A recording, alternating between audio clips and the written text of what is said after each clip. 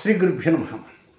సింహరాశి జాతకులకి 2024 అక్టోబర్ 11వ తేదీ శుక్రవారంతో ప్రారంభమై 20వ తేదీ ఆదివారంతో అంతమయ్యేటువంటి అక్టోబర్ నెల రెండవ 10 రోజులలో ఫలితాలు, సూచనలు, సలహాలు క్లుప్తంగా 3 పాయింట్లలో తెలియజేయబోతున్నాను.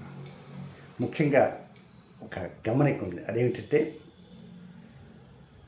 ఈ నెల 17వ తేదీ ఒక అద్భుతమైనటువంటి దివ్యమైన భవ్యమైనటువంటి ఒక యోగం ఉంది. విశేష శుభయోగం. ఆల్రెడీ వీడియో ఇవ్వటం జరిగింది. తప్పకుండా ఆ వీడియో చూడటానికి ప్రయత్నం చేయండి. ఎందుచేతనంటే కొన్ని యోగాలు అరుదుగా వస్తుంటాయి, కొన్ని యోగాలు మామూలుగా వస్తుంటాయి.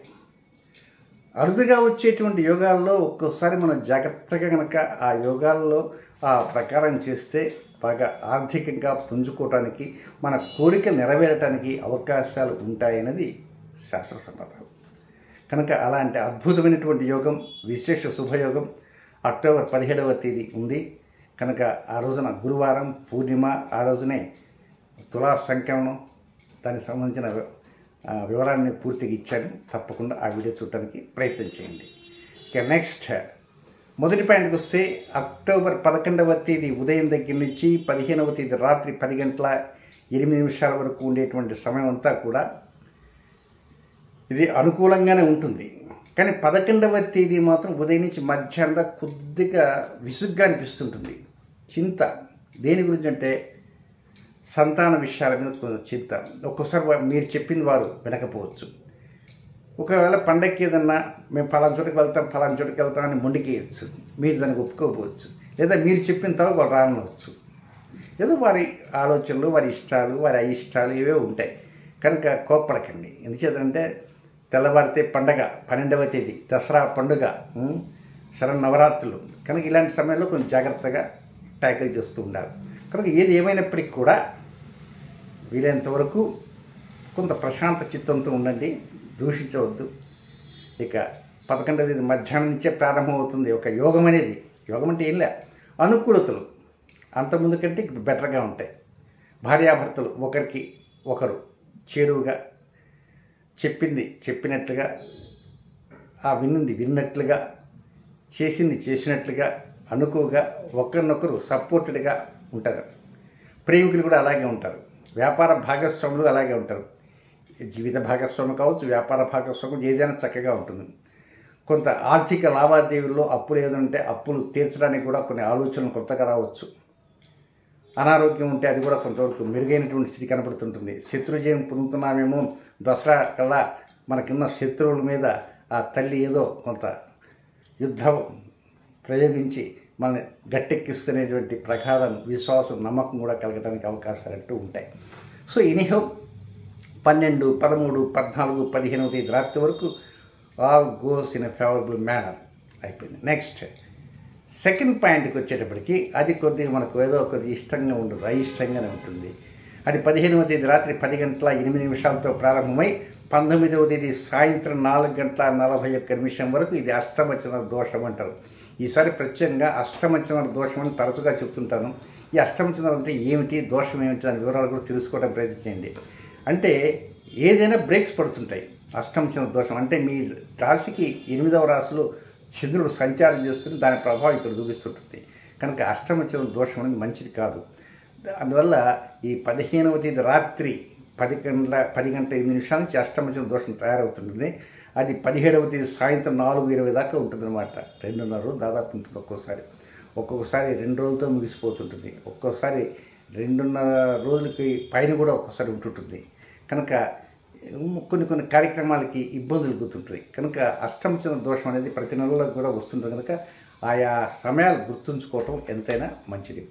నెక్స్ట్ మరొకటి ఏంటంటే తండ్రితో విభేదించకుండా ఉండాలి. పండగకి వెళ్ళుంటారు, మీరు మీ నాన్నగారితో కానీ, మేనత్తతో కానీ, లేక పెదనాన్న, చిన్నమ్మతో మాట్లాడుతుంటారు. ఏదైనా ఒక వివరం చెప్తే నేను ఇంటికి పోయిన తర్వాత ఒక 4-5 రోజులు ఆలోచన చేస్తూ ఉంటే ఆ రోజు వచ్చిందనుకో వాళ్ళు ఫోన్ చేస్తారు, ఏమైనా అదేంటి అని. వెంటనే మీరు కుస్తీ పట్టి మాట్లాడవద్దు. మర్చిపోయాను అన్నట్టు మీరు చెప్పారు కదా, నేను దాని గురించి ఈరోజు కనుక్కొని వివరం అంతా చెప్తాను. అని ఆ విధంగా మాట్లాడాలి తప్ప ఇంకా ఇది ఏదో ప్రకారం మీరు చెప్పారు, నేను ఆ రోజు మీ ముఖం మీద చెప్దాం అనుకున్నాను, చెప్పలేకపోయినాను. నాకు ఇష్టం లేదు సస్యం రాది ఇది గుడ్డు కూసు దశకం ధూమ్ ఢామ్ అని ఫోన్లో మాత్రం అనకండి. ఎందుకైనా తన కోపమే తన శత్రు, తన శాంతమే తనకు రక్ష, అది మాత్రం గుర్తుంచుకోండి.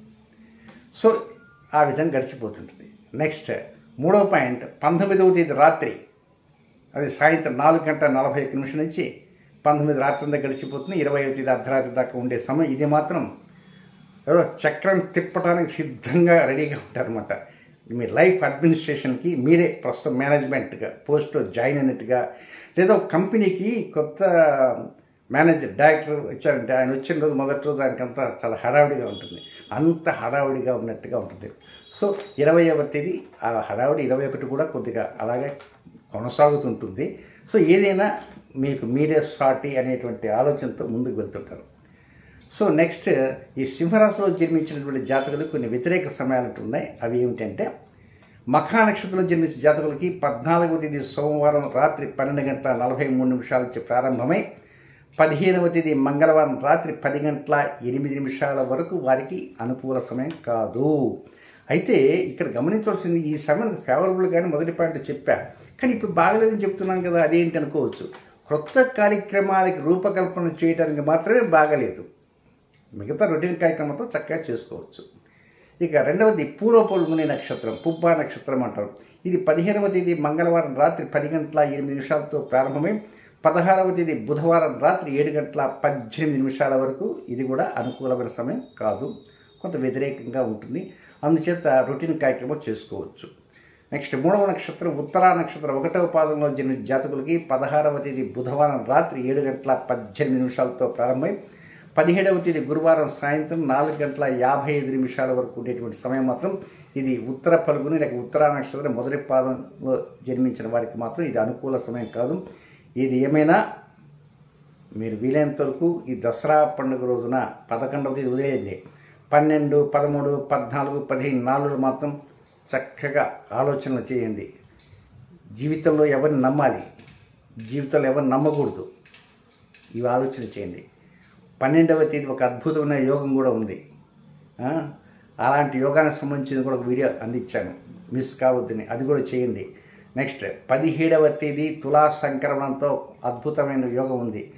ఆ యోగం కూడా కొబ్బరి పాయసంతో ఉంటుంది. ఆ యోగం వివరాలను కూడా వీడియో ఆల్రెడీ ఇవ్వటం జరిగింది, అది కూడా చూసి దాని ప్రకారం పాటించడానికి ప్రయత్నం చేయండి. శుభం.